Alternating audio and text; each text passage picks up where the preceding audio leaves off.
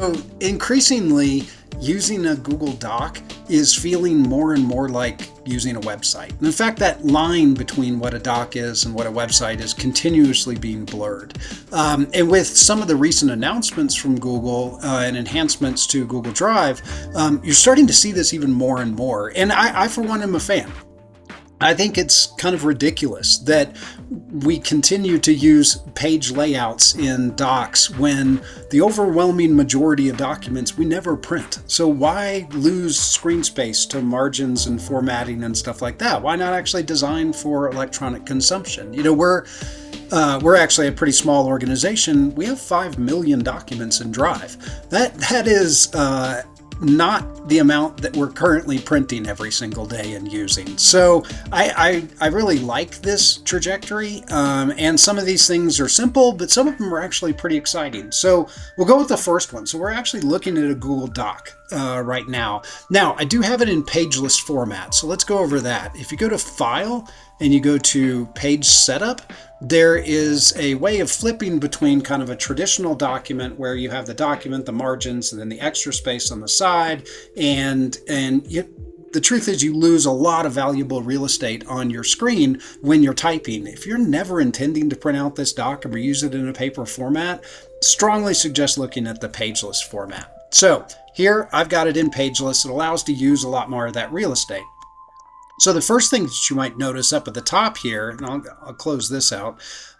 First thing you might notice is we now have a big image across the top. So that actually comes from a new release called Cover Images, where you can upload something from your computer, you can choose from stock images, but it just has kind of a familiar website feel and a way of showing graphically what's on that page. And really simple, you just upload it, automatically scales it. You don't have to do anything creative. It just puts it right up at the top.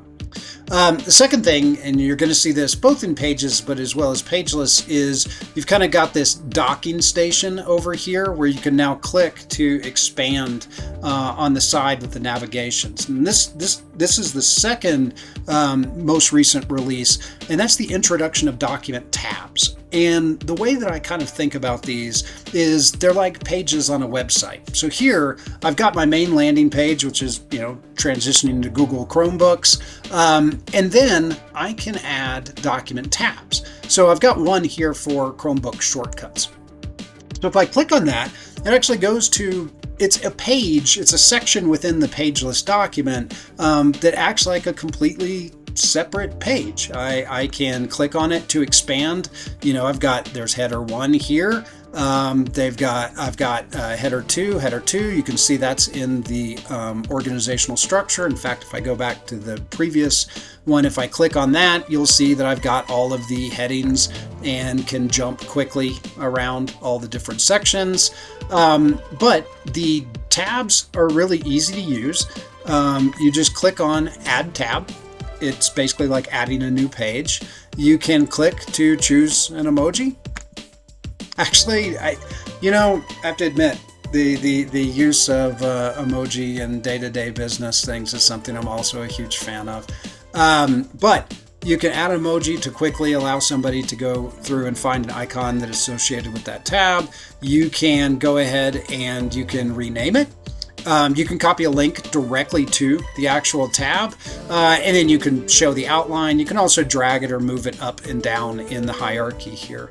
And so between those, you can also, let's see, here I've got a ability where I'm sharing this document, and if I click on share and I copy the link, and I'll just go to a new tab.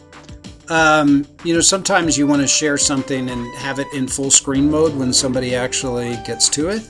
If I click on that, you'll see that there's this extension of edit USP equals sharing. If I change that to preview, essentially what that does is it takes away all the stuff on the top and just gives a link to the actual document. And all of a sudden, this is starting to be really hard to tell what's a website and what is not a website.